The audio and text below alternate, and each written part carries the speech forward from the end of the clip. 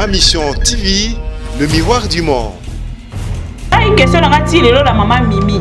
Le quoi les gens ont quand après la vie là, ceux qui vont recevoir la numéro maman Mimi. Le quoi ça va dans la vidéo et dit qu'on va qui peut comme ça l'émission. Qui peut comme ça l'émission. À sunga biso à répondre à la téléspectateur au nion so bazara ba question le ko langa. Yé moto o yazali ko filmer. Yé ne ba ko violer. Mais ya la tela. La tela ba. Moto yo a ko violer, ya se retrouver nu. Ya tiré bolu. Azo senga nde bilamba potamisi pas. Bazo lamba mais ça basi pas mais ça ba pesi vice-gouverneur bon. Une maman qui se respecte. On a déjà Azo lo ba ke aza homme et ceux qui femme mariée. Mobali ya maman miminga na posa na. Mais enfin na ba kuna. Ezaki ndaka mokonzi akenda ki juste ko sala. Donc bazo ka ngwe sika ba ngwe banzunzi to loba. Te place à la deuxième moussala. La deuxième moussala na vice-gouverneur Justin. Te na vice-gouverneur te. Na mokonzi. Na ta mokonzi. L'infraction est tenue. Le petit Pouela doit savoir ça. C'est un prétendu avocat, non? Pouela, Mouyombe. Allez, Bayombe. Le petit Pouela doit savoir ça. Pouela! Imbécile, toi, Pouela! Il ne connaît pas la loi? Pouela! Il comme ça, par dire que c'est un avocat. Mais l'infraction est délivrée. C'est le vice-gouverneur qui a commis l'infraction. J'ai dit aux députés provinciaux, de toute façon, si vous reprochez que na monene nango nyonso, na soni nango nyonso, botali que motorana en dehors il y a sanction, bopesika juste pour faire plaisir na peuple congolais. Allez, Dobi à Kozonga, le gouverneur. Mais na Kazaka nini, ça fait très mal. C'est-à-dire qu'il va aller d'accord à Zonga. Sous le gouverneur. Mais les députés on a nyonso. Population de vote qui ba. Si la population est vote qui bango, bazo répondre à bango netini. Et ça dit qu'on finga population, bazali ko cracher sur population, to bazali ko sepeli sa population. Et si kazo lo bakiye azo ko combattre violence sexuelle. Mais ngayo so inazo combattre violence sexuelle. Na oki mamboka na ngate. Enfermée quelque part, elle est là devant moi. Elle partage son corps en chair et en os. Elle est là, elle vous dit bonsoir. Vous me connaissez, c'est bien moi Sarafina, en chair et en os aussi. Donc si vous avez mes publications aujourd'hui, vous allez voir que j'ai la même tenue, la même coiffe et je suis avec maman Mimi. Donc un peu de respect, respecter la c'est dame. Elle est mariée, elle a des enfants, en plus c'est une grande dame politique. Batanga bata politique, batanga maman Mimi no sawa. Ndeko Sarah Zoloba na place ya maman Mimi. J'ai eu honte de cette dame Sarah. Je la connais pas, je la maîtrise pas. Na évité ceux qui sont serveuse, il y a place bah c'est de Touvaki. Les loba lobela ba femme politique, ba lobela pe maman Mimi. Bota la penza vidéo. Non, alobi yango na kata vidéo wana. Alobi to lobela batanga ba femme politique. O ba sala kombo na mboka wana. Bino ba lobela kombo na bino, maman Mimi ali kolo na bino nyonso mais attends. Ma mission TV, le miroir du monde. Bon, pendant que il y a un bosso pour collater dans ma mission TV le miroir du monde, il y a tout bien bon son.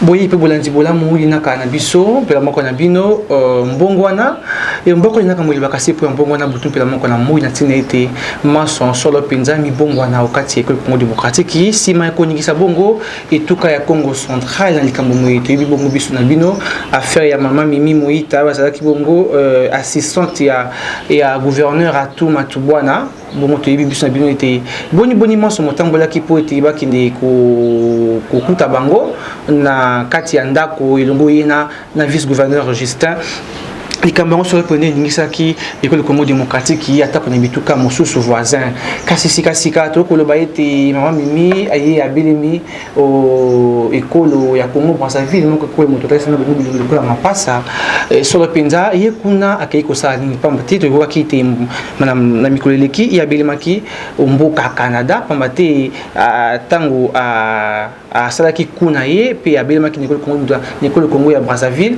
bakutaki na passeport canadienne ebongo solo penza e singelaki te bazongisa ye bo Ecole Congo démocratique pambate azali kobima te lokola moko moyimbo ka Ecole Congo démocratique kasi komona ye sikasika na teni ya salopette na israélien ya kala kobomba nzoto na ye bo elongo bani kasi atako na konsolé bongo bayebi bodindo bwa yango na mikolo likanaki sikasika ko ba ben israélien ya kobomba nzoto ko bana na moto kino makolo na ilateli ya sika akomi moto ya babeuse to lo ba ya salopette pe la moko polo po te bomba ta ko ntolo moto ya mona yango te nzoka nde sol pene bato bakamata makina malingi ya mabe makasi e pende kitisa ki bo moto ya mama mimi pe la moko province ya Congo Central kasi to mona ki Mikoleleki session extraordinaire esalemaki na Congo Central na ntina ete bongo mpenza mwana mboka atuma tubwana babeta efini mpe batia ye pene tolo babongo balongola ye lokola gouverneur ya Congo Central kasi ya kokamwa esalemaki na komona ete balobeli ya bayimboka bango baponi bapesi ye mingongo tukumi baye na lioko koleka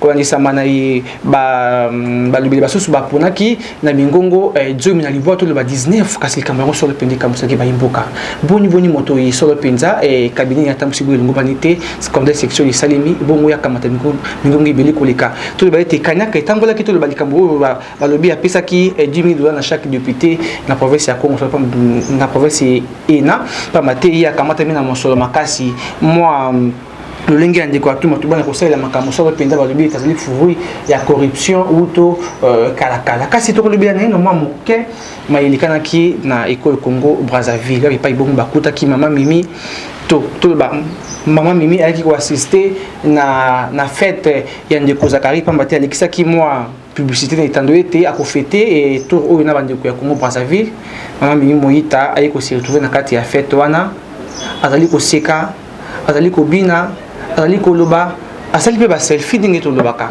to loba ete pona ye manyoso elika ki pona lokola bu mama ayoki yango atanko sonité likambo yango so pona ekolekela mai to pe moto ya bayimbo kabeko ko mokati ki boni moto asali makambo ya kafu boyi moto penda mo akomiti na tango to pe to ba niveau ya kolongisa baninga mosusu mosala kasi ye azala na mboka mosusu azali ko vivre azali ko pema boyi longo bani azali na kimia pona ye asali mabete atako mwana ya mwasi ba chiko boye liba na Congo Central toko solengo longo na mwana mboka Bibi Kapinga na kati émission na biso na bino ombongo na mwana mboka Bibi Kapinga mbote mwana mboka Sylvain le pato ko symbole ontia bojindo affaire mama Mimi na Congo Brazzaville esango eza malamu mingi na part na nga komona ki osalinga ipar lokola mwasi na ya to kabola oyo ezali soni moke toyokaki na ngambo ya Congo Central et ndenge olobi tokokabola ngo mpenza na mozindo nyonso nalobaka lingala lokola yo te mais tokokabola ngo na mozindo nyonso yango napesi merci na balandi nyonso ya Mission TV balandi nyonso bazalaka fidèle na MMTV bacontinue kosabone tout au long ya cette émission bakodécouvrir ndenge nini tokosola bongo na Bibi Kapinga pambate azali mwasi kati ya basi ya basalaka mosala boye longo boye lokola mama Mimi na tango eleki asalaki mosala lokola mwasi pene ya gouverneur ya Congo Central kasi sikasika BBC pe ki disolo pene lokumu ya bomama ote ya mokili bongo ndeko moko lobi ete ndeko Sylvain to benga ye mama te to benga ye Mimi pambate bomama kati moye esi longo e pambate ma ya sali eleki solo pene mabe makasi kasi tokotuna mama tuna moko bandeko moko yesi biso lobi ndeko Sylvain pona ni maele ya mwasi likakata komo pepe likambo yango to limbo yango boni pamba te mon pepe salaka moto ya mokila mona ka mon pepe nani uso pa na ngenge to pe makasa o ka mon pepe eza lokola maele ya bo mwasi te o seka madame Mimi Moïta asali sima ko yini na Congo Central azali na Brazzaville azali ko sepila to ba ye maele na ye tourner atako mon pepe moto a posé une question ana na repese na félicitations maele ya mwasi nyonso te tournera le roi mon pepe maele ya mwasi oyo aza na dignité ekoki ata mokolo moko te kotourne lokwa mon pepe moto azotambola na motu na ye en place akokosala makambo ya ndenge wana te soki tobi tozonga mokie nga na kolinga naloba mingi par rapport ya oyo epousse nga mpe naloba depuis makambo yango ebanda na meka ata mokolo moko te koluka en fait koluka nasala analyse mokie mpo na yango ndeko Sylvain na kolinga tozonga na video oyo esalamaka video ya yambo video ya liboso to bana nanu kuna avant tokende na Brazzaville mpo so tokende na Brazzaville bato ebele bakocomprendre biso te to tokende na video ya mbogo esalamaka mama mimi alobi bayaki kosala ye viol te sikoyo ngai question nanga ti lelo na mama mimi lokola eza yango kaka na Brazzaville soki bakosunganga na numéro ya mama mimi lokola esa bando osala video te eli kolobaki akoki mpe kosala émission asunga biso arépondre na batelespectateur oyo nyonso bazalaka na baquestion lokola nga mama mimi na kati ya Congo central une femme qui se respecte oyo asalaka na kati ya cabinet ya gouverneur ya monene lokola Matubwana akende kokutana na oyo azali vice mama oyo se respectaka akoma déjà na niveau ya kosala video yo moto baye ko violer tokoma na mukiwa ngai baye ko violer nga c'est-à-dire que ngane na point faiblesse na ko se retrouver na téléphone ndenge nini ngana bilamba moto yo oyo aye ko violer ngai aza na bilamba te et puis vidéo yango etambola makasi ali oyo moko azali ko filmer to ba yemo ka partager yango na lobby donc to loba que yemoko azali ko filmer yemoko moto baye ko violer mais ya se retrouver na bilamba yemoko pe moto asengi mbongo yemoko pe opesa mbongo na kata video bo pesa mbongo wapi mbongo téléphone ngeza $1500 bo pandi boko futa na kata video sikoyo ye moto oyo azali ko filmer yende baye ko violer mais ya latela mba moto yo aye ko violer ya se retrouver nu ya tireli bolu azo senga nde bilamba poto ya mizipa bazo elamba mesa bazipaka mesa bapesi vice gouverneur bon une maman qui se respecte on a déjà phase ya liboso on a vice gouverneur aye ko violer ya bomba mine elamba mesa ti ye mama mimi moto ba violer a se retrouver na téléphone azo filmer azo loba azo poser ma question à ça qui toute une émission parce que la vidéo voilà une vidéo il y a 6 à 8 minutes si je me trompe pas mais 8 ans quand même il y a ça la vidéo il y a poser ma question pour nous ça la banane wana nyonso ndenge nga na travailler na Sylvain boye déjà na kati ya ma mission to comme ma famille te ceux qui ont un problème était ceux qui yonde ba qui ko violer bon ce qui Sylvain a qui pour na ko violer nga toza na relation mususu te en dehors ya o nyonso ya faire croire na bato pour na nya ko kima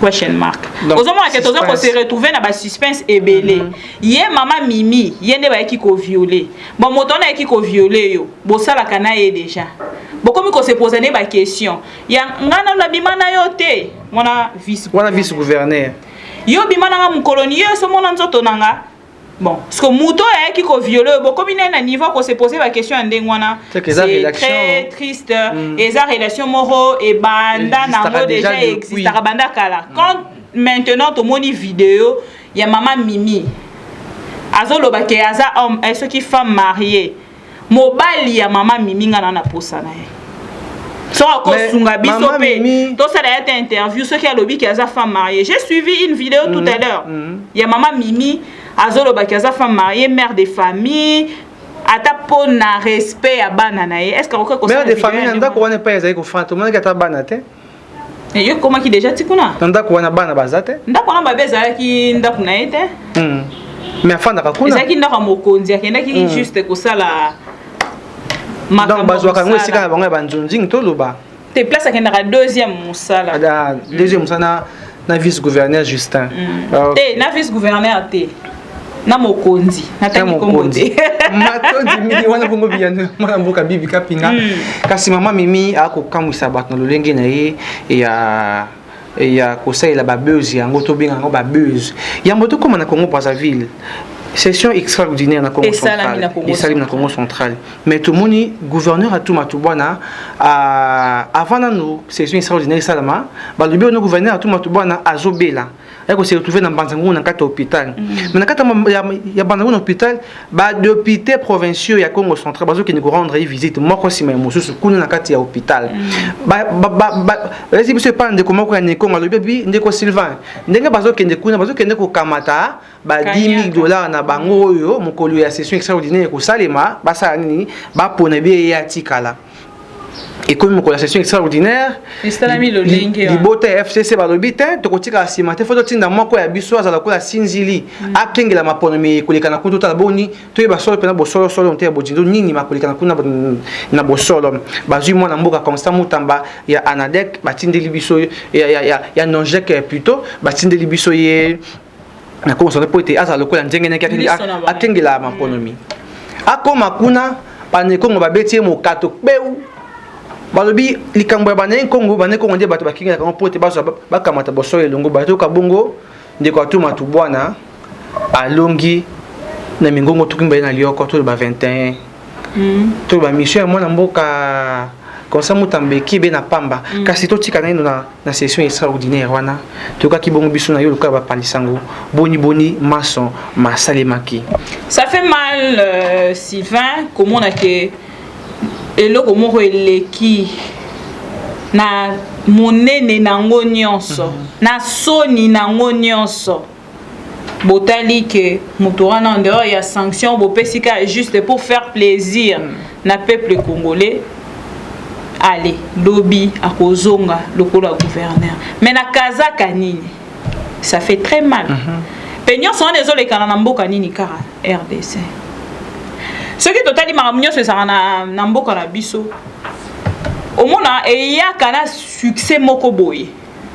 C'est-à-dire que eko kangamato ya peuple congolais, les yeux en plein l'actualité politique. Voilà. Donc na makambo ya ba gouverneur.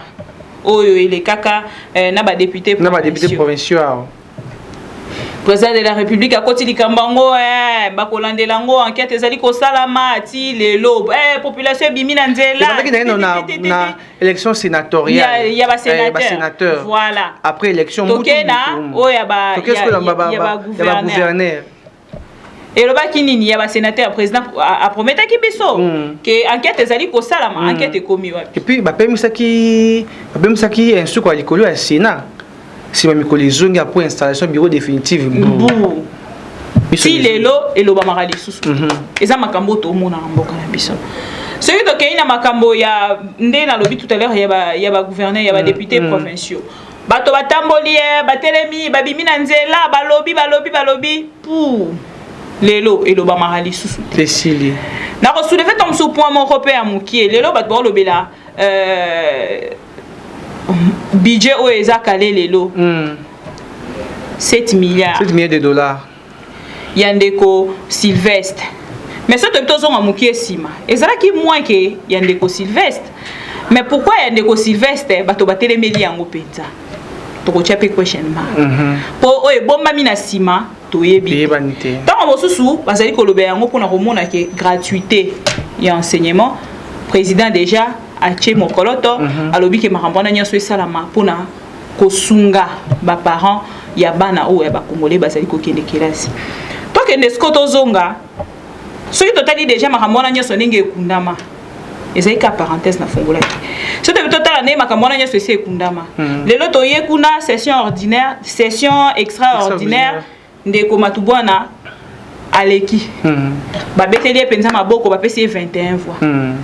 C'est-à-dire qu'il bazali d'accord azonga sous le gouvernement mais ba député on a nyonso population de vota ki ba siko population o vota ki bango bazo répondre bango neti nini ezali ko finga population bazali ko cracher sur population to bazali ko sepelisa population est-ce que o bango basali nezali avis pe ya population to yebite mais on peut ça passe na sens ya kota la ke moto akoti na kati ya bêtise ndengona parce que déjà ti makambo na bango ekomi na justice na ba information tozali koyoka ke bazali koloba ke ndenge makambo ezali kokendele bazali kotanga gouverneur a tout matubwana na kati ya makambo o lokola moto yo asangana ki penza na mama mimi pote ba monter coup na vice gouverneur mais makambo wana nyoso malgré justice ezali kokende déjà kuna mais kuna bango si ba kati ya bango ini koloba ke akozonga en tant que gouverneur ça fait très mal Sylvain ya koloba penza mingi ezate mais pas sinanga plus ezali koyeba la côté ya moi si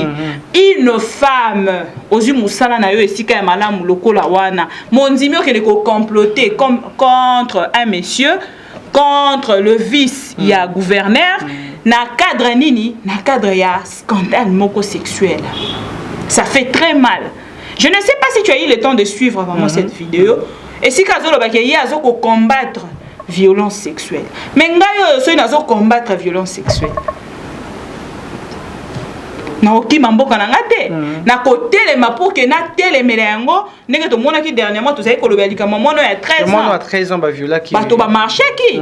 Ya ba école, ba activiste, ba maman, ba jeune fille, ba jeune dame, ba to penza ba marché ki la ki se ki ke likambo. Ezaki malamu te. Mozo tala ke moto alobi azali ko combattre pona violence sexuelle. Mais ceux qui lobby a se retrouvé na Canada. Oh, bakangi na Brazzaville. Oh, au moment là qui est vraiment flou, ça la passe. On ne sait pas vraiment. Tozo ko kali sous ko lobate sur elo comme quelqu'un. Le président de la République azo prôné contre corruption. Mais tozo tala bisonion ça tozo mona que président de la République to lingi bien sûr to accompagner na likambo azali côté les mela.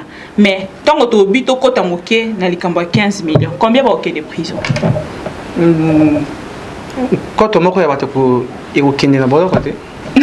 Donc hier tozo tala ngozo mona kina musala o tozo sala ezo kita penza na valeur na yango parce que ngai na yo to telemela to lo bia likambo 15 millions o komona 2-3 journalistes mosusu esika bazali ko lia esika 15 millions babimi bango balobi te botika likambo ya 15 millions wana bobi mutu nango te na makolo nango te PGRC à lobby bango moko bazali ko landela enquête nango moi biso ba mera biso toujours na nenga justice po ba yebi ke bino so ibo continuer ko lobela yango justice ko ya ko chebino maboko bozo lobela yango na cadre nini bozo lobela yango na mesure nini bozali penza na mesure ya ko lobela yango te to pe na habilité te voilà vous n'êtes pas de personne habilitée ya ko lobela likambo wana parce que biso moko déjà na justice to koti na banquette na mo pe banquette à Congo mingi na lobi nyonso te mingi ndenge kota ke kota ka boye e ke na ka boye pe limwaka to ka ka yango lisusu te. Maman Mimi a la museli bisu actualité ça y puis azali ko bika na école Congo Brazzaville. Et boni il a qui ku mona na Congo Brazzaville parce que toujours qui information ya mbona ko lobaite maman Mimi bakanga ki na Congo Brazzaville a ko sala to moni photo azali ko lancer appel allo singeli ya binga kinani. Est-ce que benga ki Zakari baba parce que na Brazzaville gouverneur a tout matubwana ola kengesi na katisi na sina katisi na ko kede mais na moni baliki batianga maboka bino bolobini te botika e lakisa passeport za nango eza passeport canadien passeport ya Canada to ko koma pe wana bako ko simba yote kasi ya ko kamwa ezali ete na moni ndeko ne monde ntemi et le bakayete azali ni Congo ya mboya makasi mingi kolika asali mo vidéo moko bo azali ko temi député un poela alors bien pour la keba na yo donc c'est nga bande ko baba na cette vidéo wana passe l'infraction est individuelle. Le petit Pouela doit savoir ça. C'est un prétendu avocat, non? Pouela, Mouyombe. Allez, Bayombe. Le petit Pouela doit savoir ça. Pouela! Imbécile, toi, Pouela! Tu ne connais pas la loi? Pouela! Il connaît ça? Parle-tu que c'est un avocat? Mais l'infraction est individuelle. C'est le vice-gouverneur qui a commis l'infraction et non pas à tout. J'ai dit aux députés provinciaux, de toute façon, si vous reprochez quelqu'un... Azali député Congo central lobby infraction ezali individuelle. Boni bozali kamboya Justin, bolati sayango atuma tubanto ba été ndeko manante malobi ali ko lebason on terre bojindo été ndeko Justin dans likambo ndeko atuma tubana te. Likambo yango to moni yango mo ayiki sika mona. Tant que tu vas colober, tant que tu vas commander que ça na cabinet à gouverner, c'est que film bête à ma commande na gouverner qui nous a huissier. Bango baso basengi solo kotika monsa pe kokende pene bato esika bakota po ba chocolat elingi ya province ya Congo central kasi katubili manenguma mokonzi ya Congo Brazzaville mais to bana Nicole Brazzaville ya vidéo ya mama Mimi bato nyonso pe balanda po mona ke ba vi na biso tozali kopesa ezo koluka penza to sala un peu analyse muke concernant makambo elekaki na oyo esengo ya mama Mimi actuel nde etalisa un peu bato pe bazolanda na biso elongo bango pe bameka kosala muke analyse pona kotala ce qui est réellement makambo to sali koloba biso nde to sali na banda to mama Mimi nda zali na libanda to tikina bande ko bongo balanda boni mama Mimi azalaki na ko dense ma ko sepana jina mona ko pe trozo na sima. Ne t'inquiète. T'inquiète pas, maman. Bonsoir, vous me connaissez, moi c'est Sarafina Aponga. Je suis là avec maman Mimi, la célèbre maman Mimi. Et tout ce qu'on vous raconte c'est faux. Maman Mimi n'a jamais été emprisonnée, n'a jamais été enfermée quelque part. Elle est là devant moi, elle partage son corps, en chair et en os, elle est là, elle vous dit bonsoir, vous me connaissez, c'est bien moi Sarafina, en chair et en os aussi. Donc si vous m'avez vu mes publications aujourd'hui, vous allez voir que j'ai la même tenue, la même coiffe et je suis avec maman Mimi. Donc un peu de respect, respectez-la, c'est une dame, elle est mariée, elle a des enfants, en plus c'est une grande dame politique. Batanga bata politique, batanga maman Mimi no bosawa. Batanga baby no, ah lui wanani, pour matin, bon musika, wabana. Otika tranquille, s'il vous plaît, laissez maman Mimi vivre sa vie, donnez-la sa liberté, s'il vous plaît. Laissez-la se permettre de voyager, d'aller où elle veut, d'aller faire ses courses calmement et de se promener quand elle veut. S'il vous plaît. Je veux encourager toutes les femmes, les filles de ce monde à ne jamais avoir honte de dénoncer tout ce qui est violence sexuelle. Parce vous avez compris, j'espère. À être utilisés, pas comme des objets, mais être utilisés comme de vraies personnes dans la société. Vous avez compris, j'espère. Toute fille, toute femme qui quand se sent abusée, qu'elle n'est pas honte de dénoncer, hein, s'il vous plaît. Dénoncer. Alors, peu importe votre fille, adolescente, jeune, même si tu es mariée, dénonce.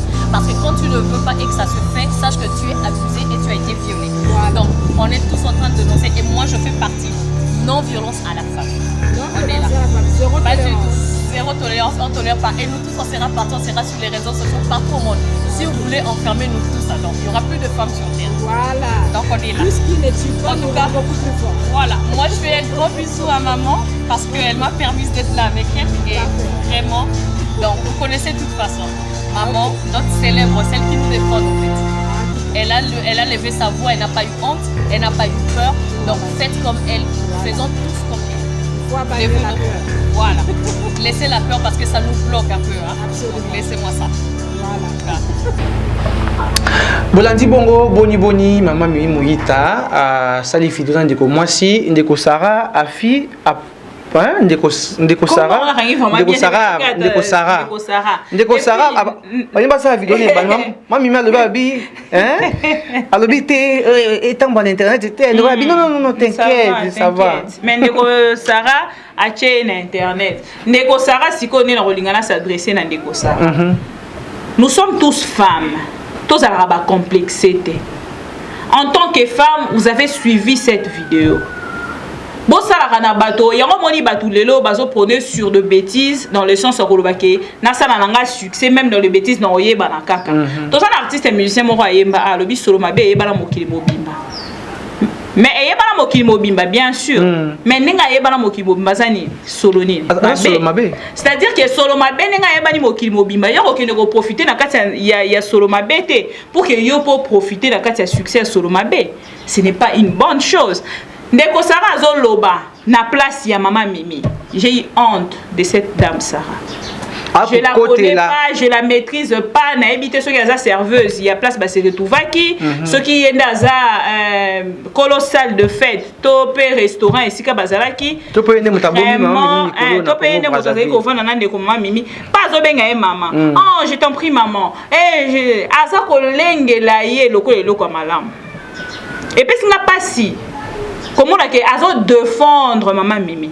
Oh bisogna sotto na simanayo tozo telemela viol. Quel viol? Bino besoin simanaye écoute église na moko église kimbangiste.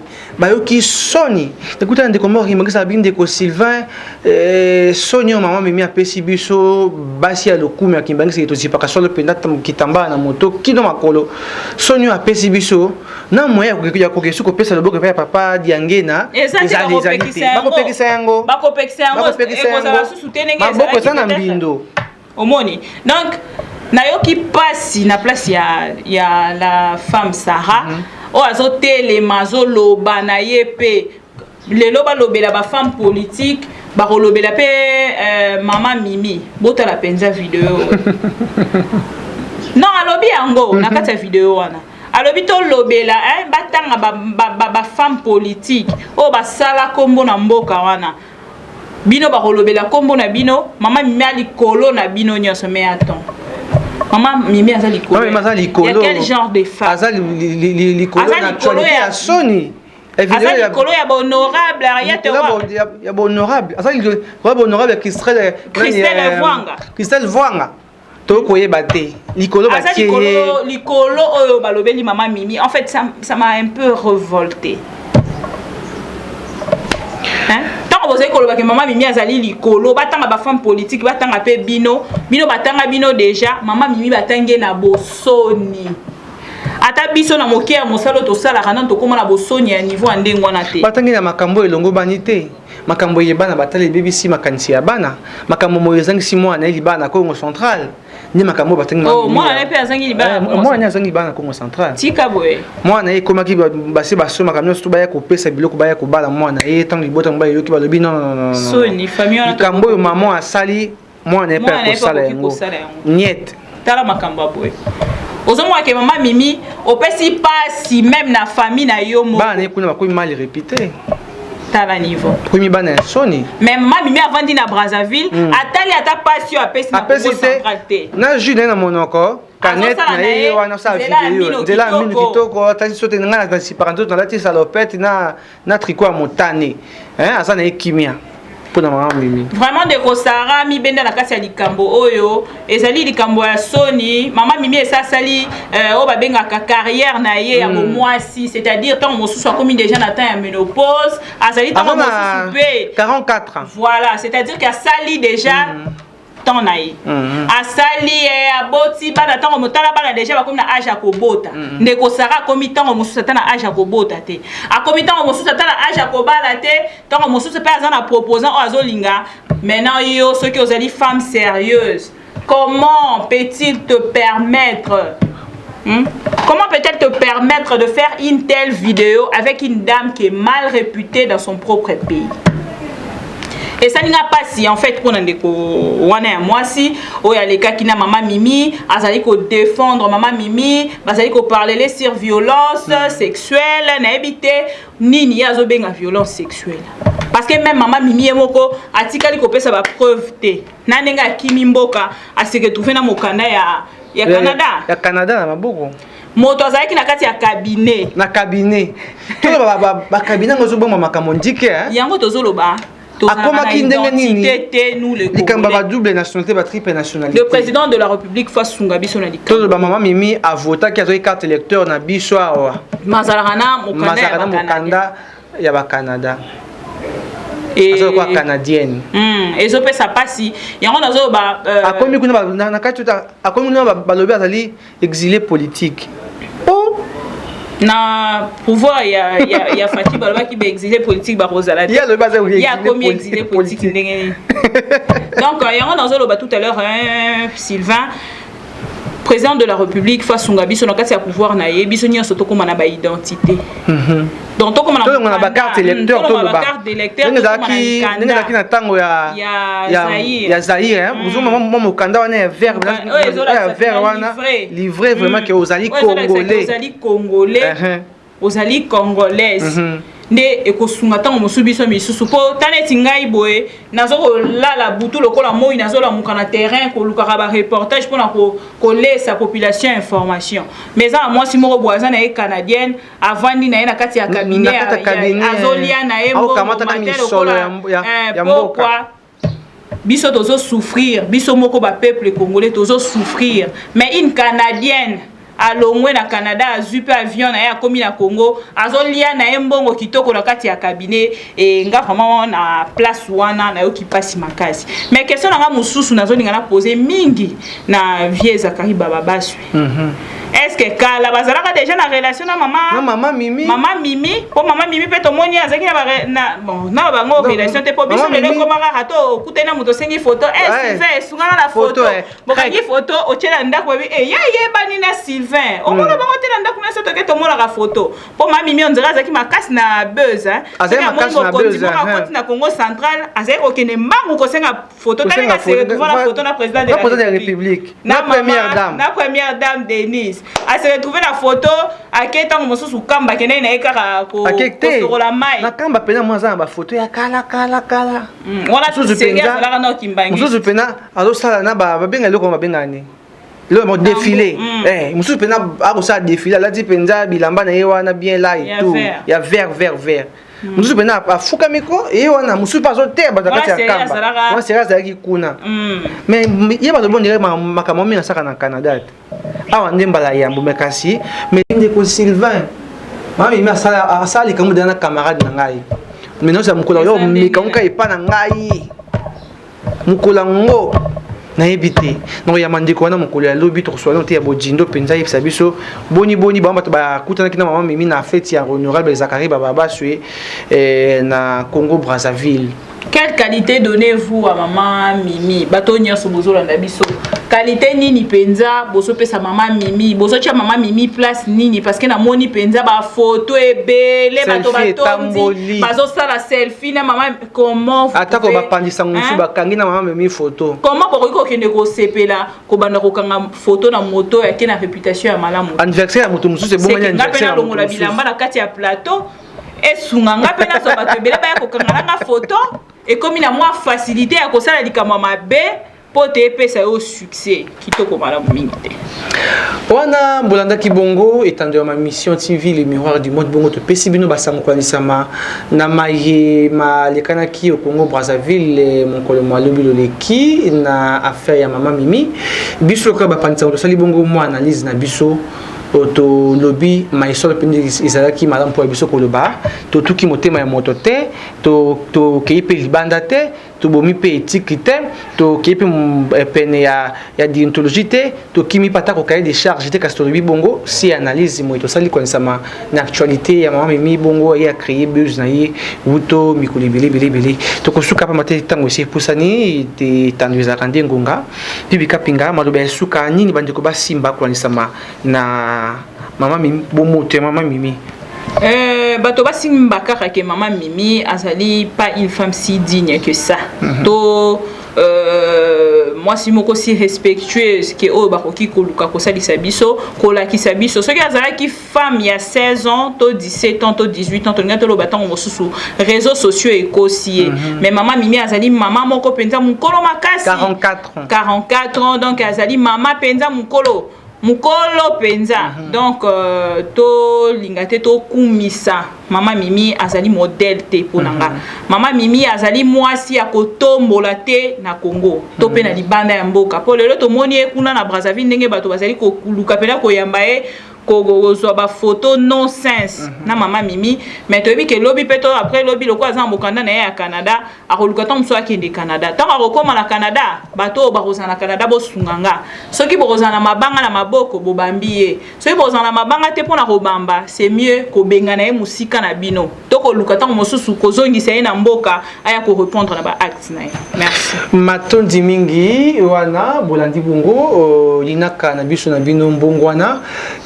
to le bien que tu peux te fonder qui m'a manqué actualité ya maman Mimi pambati motaba buzz ya salibo ilungo banaki motima moye bande ko bakomela ki biso muto Belgique ndeko Roger Kabangu na mboka Charleroi le baki ndeko Sylvain le bien no likambo atako ndeko Didier Matono masweka ma depuis États-Unis le baki ndeko Sylvain le ba pambati biso to zali ba nkongo libanda ekolo singiso le penza likambo moyi zali ko tungisa biso kitisa atako lokumu ya basi ya bakumu e batomi so pena ba kalete basi ya luzito makasi kasi maman Mimi asali ici sur le pena moto ya basi nyonso ya ani Congo to komi na suka ina kana biso ya mokolo moyo to pesi bongo mbote na baso bandaka biso nte mokili bongo bo s'abonner massivement et baso bokolanda biso na ngonga nyonso yokamata video yi moyi s'abonner kabole ya mona badinga mususu panza sango partager et te bande ko batala sango yi komila bato baso nte matoyi poti bato baza l'édifier na maso mai maloba mokati émission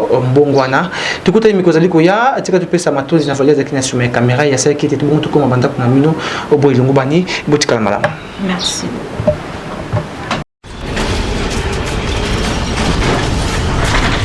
Ma mission TV, le miroir du monde.